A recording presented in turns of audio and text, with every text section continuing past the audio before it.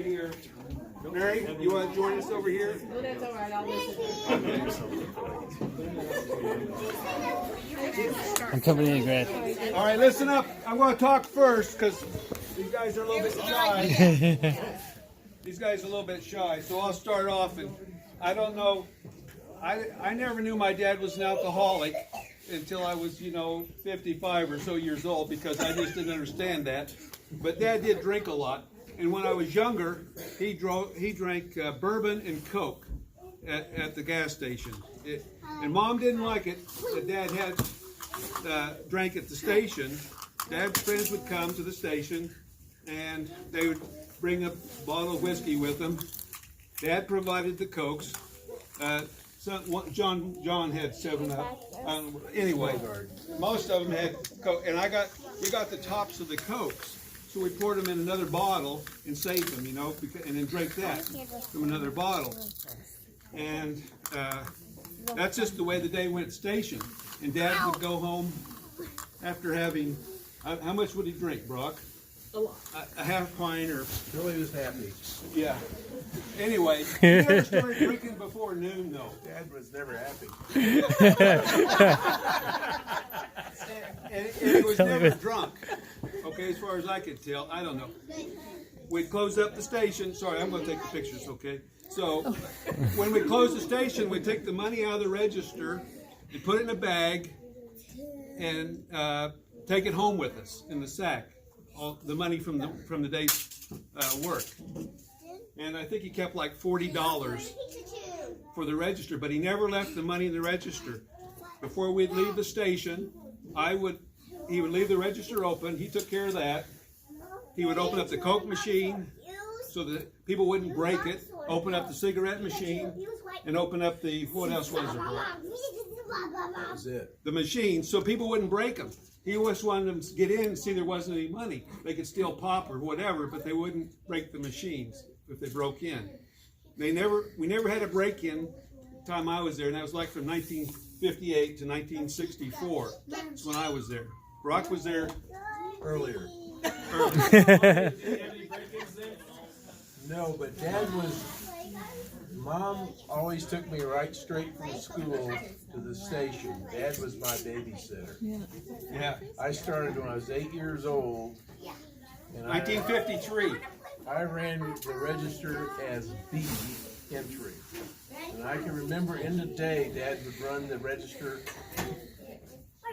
receipts. And if it was off from the cash count, he'd always look at me. I never worked the register. That's how we remember things differently. Dad I never worried about that. I'd take money from, after pumping gas for somebody, they'd give me $3 or whatever. I'd bring it in, give it to Dad. Okay? You learned his lesson, you're saying? Is it because you weren't trustworthy? Yeah. I don't know. What do you think, Candace? Is it because I wasn't trusted? No, they trust me more than Brock. So You can just say that. I didn't want to go. What? You're spoiled. I was. There's Yeah, always I missing know. beer when my dad was Yeah, around. I was spoiled. Mom always spanked me. She never spanked any of the others because I was spoiled and she wanted to try to help me out. Okay? He didn't care. Yeah, she'd spank me and are you done yet, Mom? Just kind of like that. And so she finally said, it's hurting me more than it is you, So I'm going to take you to your father. And that's when I got to go to the station. I said, no, I don't want to go. She said, he's got a TV now. I says, no, he doesn't. You're lying. So I get to the station, and yeah, a black and white TV. That's what we had back then. There was only one TV in the whole household, and up in the corner. So we got 3 channels if we were lucky. So I got to watch TV. You were probably gone by the time the TV came. No, there was a TV there. Okay. How'd you know what day it was? So, Do you have any calendars or anything? yeah, Dad had a calendar with girls on it. Yeah, okay. Yeah, okay. Maybe I knew the answer. Yeah, he had a Marilyn Monroe calendar. Yeah. Okay, so here's the difference then. Dad drank, smoked, and cussed all the time. Bullshit. I kid you not. Okay. Brock picked up some of that. Okay. You're holding the beer. He doesn't smoke. Some beer. Okay. So, but Mom never. She never cussed. except one time. I'll talk about that. And never smoked, and she didn't drink. Is that the way you guys remember Mom? Mom drank. Mom did drink. Logan David wine. No, she had a half pint that she hid in the china closet. I don't believe it. I've seen her drinking at their parties. Yeah. See how you remember differently? Now they're ruining it for me. Mom, I don't. Okay. All right. The one time I heard Mom. She had a half pint hidden where now? In the china closet. Jane, is that right? Half pint? didn't know it. You know it? The middle children always miss out. Okay. Jane and I didn't know it. The baby and the old guy, they know it. Okay. The other two just get forgotten. Yeah. Jane, right. go ahead. Okay. My memories, mine are going to be about Christmas. You guys are all so lucky because you've grown up. I'm sure all of you have really probably pretty nice Christmas mornings. My memory of our Christmas was sad. There was never a present. I rarely, by the time I was old enough to realize, a present under the tree for us. Santa Claus didn't come. And it'd be sad. There are two things saved the day. Number one, we had Uncle Mitch and Uncle Fred, our mother's two brothers. Usually brought fruit. They brought us presents. Yeah, but a mostly game, fruit. maybe a game that we all shared. Yeah. But they brought something, and so we loved it. I was so happy. And second of all, we were kind of poor, I guess. We didn't really know we were poor that much. But we always had food. We had kibbeh, we had grape leaves, we had chicken and rice, we had food. Every night, thought nothing of it. Mom fixed a big meal, Lebanese food for us all the time. We ate like nothing. Yeah, we ate like kings. So my memories aren't that good of Aunt Louise Christmas always at had a home, present but for us. from the time Mike and I got married, Louise they've always brought been you a one. present. No, you guys are slow. Aunt Helen was our godmother. Yeah, we always had a present for me. Yeah. Oh, now they remember. Weird. Yeah, Wow, yeah. something Back really Christmas. weird. Yeah. Stop. Come on, everybody knows that. That's it. You go tell somebody. Try and find something good to talk about. I was Jane. Okay. I'll tell you what. Dad was a great fisherman.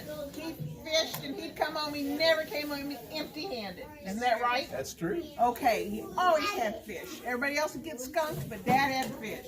So Brock, or Dad, a lot of times cleaned them too. Bobby, did you? I don't remember you cleaning. Dad, I clean more fish than ever. Dad had to deal with, I clean all the ones you catch, you clean all the ones I catch. Oh yeah. Okay. I never agreed to that. I clean fish all the time. But as a I'll clean the result, ones you our catch. freezer was full of fish. So And neither Mom or Dad really liked fish. We didn't know that though. we didn't know that. But Uncle Clem loved fish, and Aunt Louise and Uncle Mitch and Uncle Fred. So Mom would have these huge fish fries. I mean, our house probably smelled like fish for a week. But we'd have this big old plate of fish, and then she'd fry French fries, and sometimes in the fish oil. Yeah. And it was fabulous. It was delicious. I love fish, and I think that's probably why. Always catfish. Always catfish. It was the best. It was the best. That was the memory I have of Good memory. Never did. We never thought that much. That one wins. How about first car? First car. My first car? Yeah, why not? He bought it.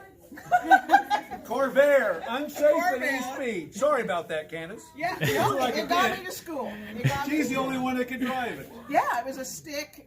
In fact, I sold it, and the cops came after me because it had been abandoned. And they said, "Your car's been abandoned." I said, "I sold that car." And evidently, whoever bought it couldn't drive it. Dead. So No, I didn't take it back. Take a- here's another story about Dad.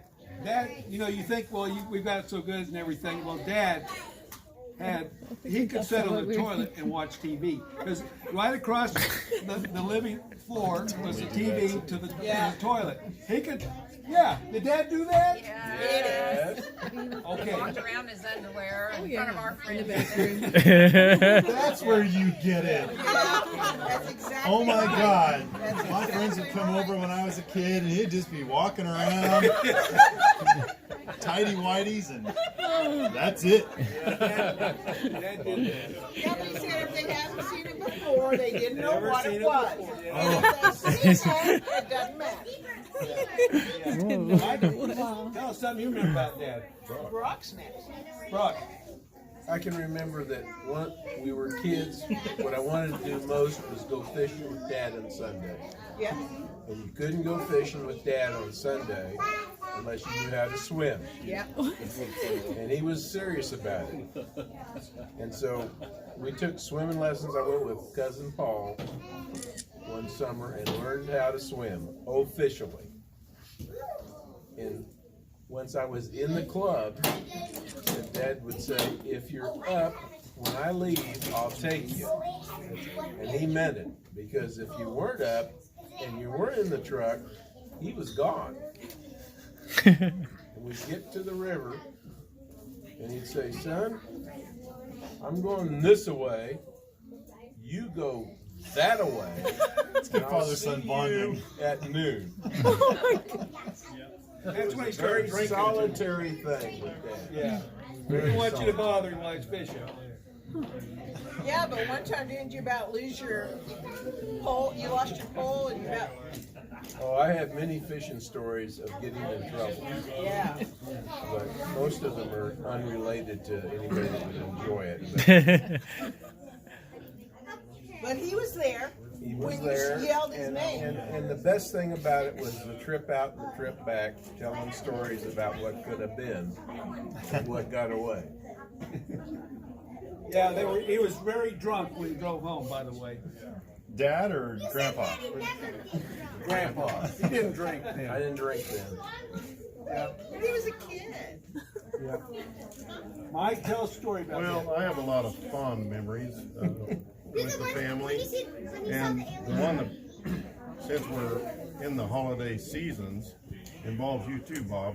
I think it was the first Thanksgiving we had at Grandma Jabara's, and your dad sitting there, and they said, "Let's go hunting. Let's go to Coldwater."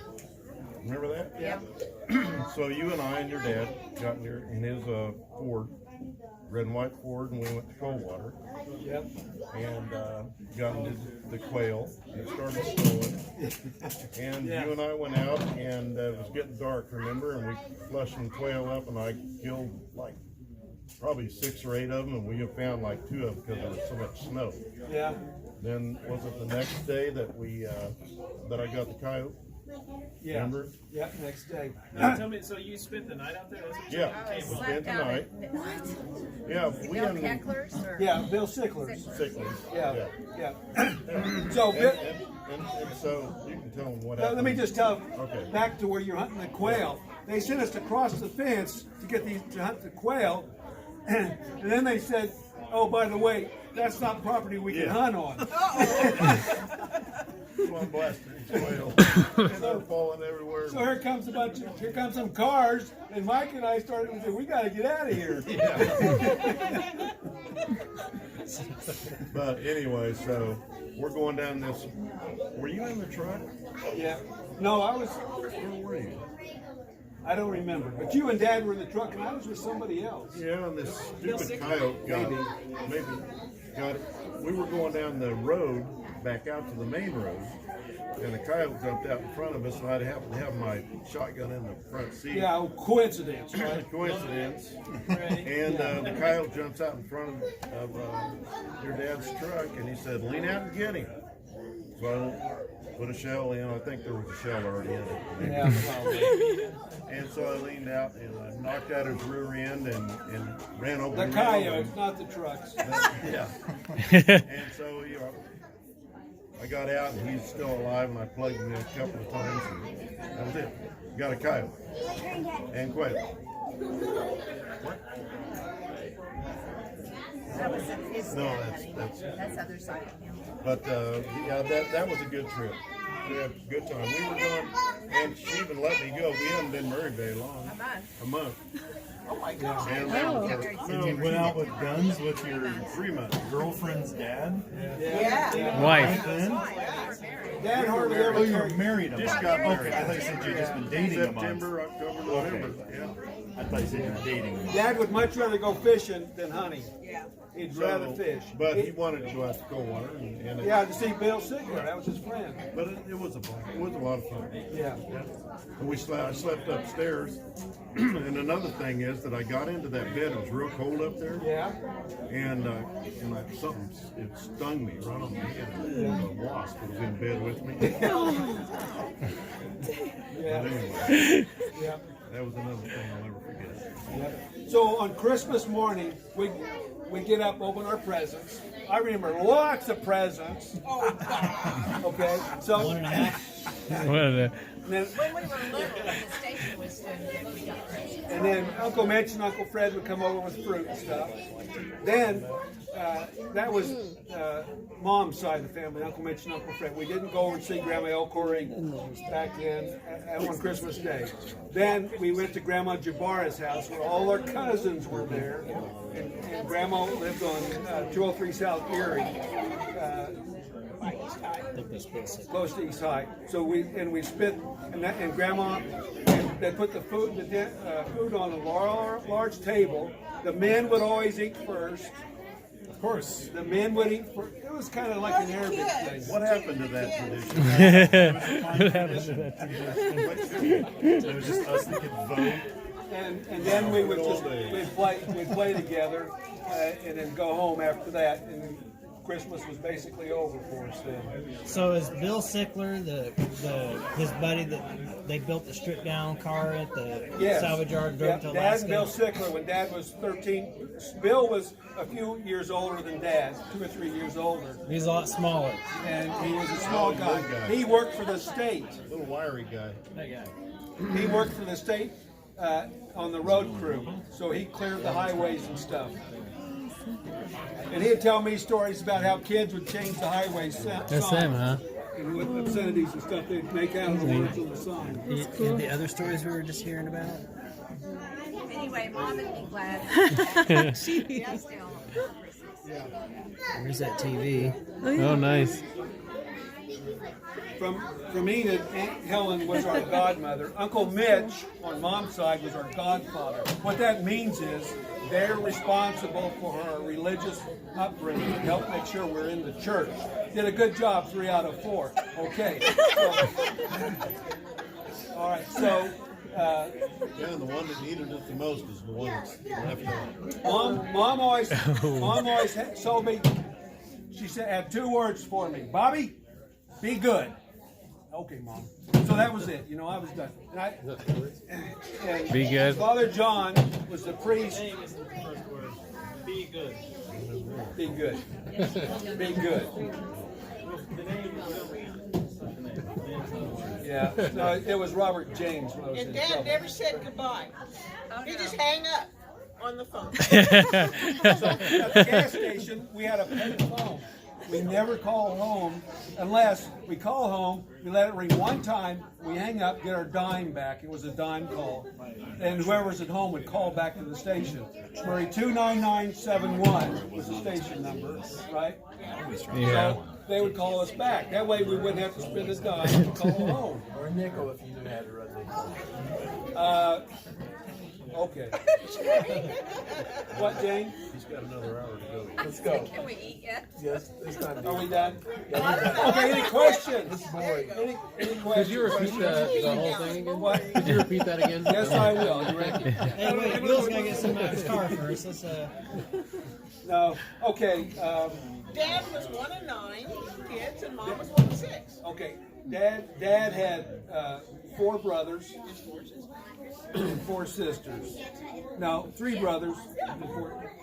That's 5 boys, 4 4 and 4 plus the 1 For a makes 9. while, we had 4 Uncle Georges. Yeah. 4 Uncle Georges. Uncle George Jabara, Uncle George Carnes, who married Aunt Victoria, and Grandpa, I guess, I wasn't around, was very upset because Aunt Victoria was like 16 years old.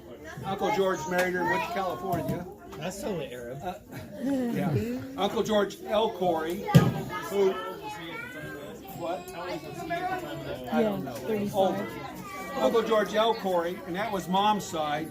and we didn't have a close relationship with that side of the family for other reasons. You can talk to your parents about that. And the fourth one was Mom's sister, Aunt Virginia, married Uncle George Cornell, and they were divorced after 10 years or whatever. So we had 4 Uncle Georges. Wow. We had two Uncle Eds, Ed Comia, not Junior, but his dad. There's Ed Comia, and Ed's dad was Aunt Helen's husband was Ed, and then Dad's brother Ed. Mary always had trouble with my uncles on that side, not knowing the difference between the 4 uncles. The interesting thing about the uncles on the Jabara side, they'd never shake hands when they'd come in. They'd just come in and just be there. Uncle Mitch and Uncle Fred come in, shake your hand, kiss you on the cheek, both sides, just like that as part of the greeting.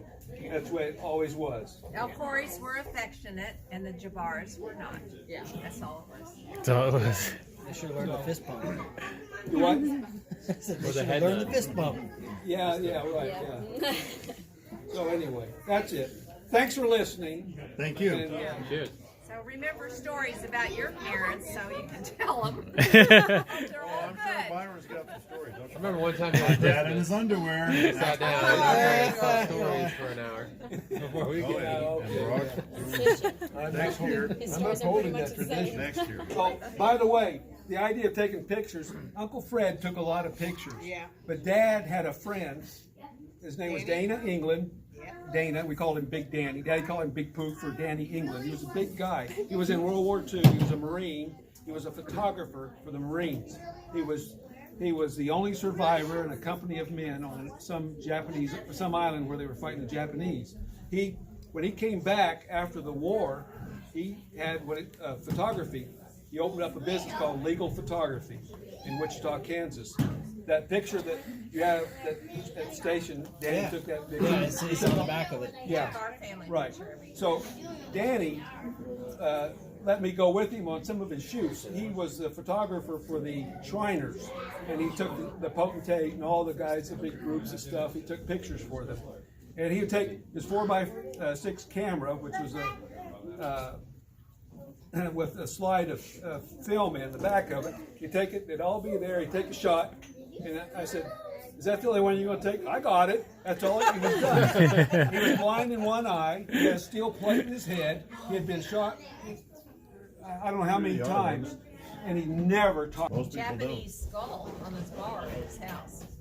He had a bar in his basement. His wife was Ethel England was his wife. Japanese because it looked like this. And she was an alcoholic. She drank and Well, what I wanted to hear, I would never say. yeah, because Dad told you she was an alcoholic. Yeah, Dad said I didn't want to be around anybody who drinks when I'm drunk, or when I'm sober. I don't want to be around anyone who doesn't drink when I'm drunk or something. Yeah. well, but what about when he had an issue with somebody, and he had to set down his Calvert's Reserve? Do you remember that story? Oh, okay. It's this one is 6 months in the hospital, and this one is sudden death. Somebody else told me that story. It was like he'd hold up his left fist, he would say 6 months in the hospital, then he would set down his Coke and Calvert's Reserve and then say, "This was sudden death." That's how I heard the story. Yeah. Dad quit school in the 10th grade. Oh, it was 8th grade. From Coldwater, Kansas. Uncle Frank said he quit in the 10th grade because they wouldn't let him play football because his grades weren't good enough. I thought it was I thought he was catching skunks. Okay, we're different there, and I'm not sure 8th grade or 10th grade. Let's go 9. I know he didn't graduate from high school. We'll average it out. Uncle Frank, I talked to Uncle Frank about it. He said that's Dad's brother that's under him. Uncle George was the older, then Dad, then Uncle Frank, then Uncle Eddie, then Uncle Joe. Uncle Joe lied about his age so he could join the Navy during World War II. He got in really young. So, Uncle Mitch served in Panama during World War II. Uncle George, Dad's brother George, served in the Army. Dad was in the Army Air Corps, but not for very long. He jumped off the back of a truck, hurt his knee, and he had a medical discharge. So, And Uncle Fred was in England. Uncle Fred was in charge of a large supply unit Yeah. in England. And we think he had some girlfriends there, but we don't know for sure. Uncle Fred died of Lou Gehrig's disease. Okay, he died. He was the second. Uncle Mitch died first of a blood disease. When he was in Panama, he got sick with malaria, and I don't know if that was related to his illness or not. Uncle Fred died next, and Uncle George died after that. I mean, he was the last one to die. And Elva, Uncle George's wife, is still alive. We still have Aunt Elva on Mom's side, but we're not real close. The families are not real close. You can talk to your parents about that. But Who do we talk to about your relationship on your mom's side? on my mom's Yeah, side, with the family. We talk to our parents about that? oh, yeah. Direct all questions about the family on Cynthi's side to to your dad, or That Aunt would be Jane, my or Aunt dad. Candace. Uncle Mike doesn't know anything about it. He doesn't know much about anything. Yeah, He was there through all right. all of it. Let's see. Yeah, save some stories for next year. Okay, let's see. All right, same time next year. The same time. Well, Yeah, I don't next year know we'll what to talk about do. the 4th of July. Now there's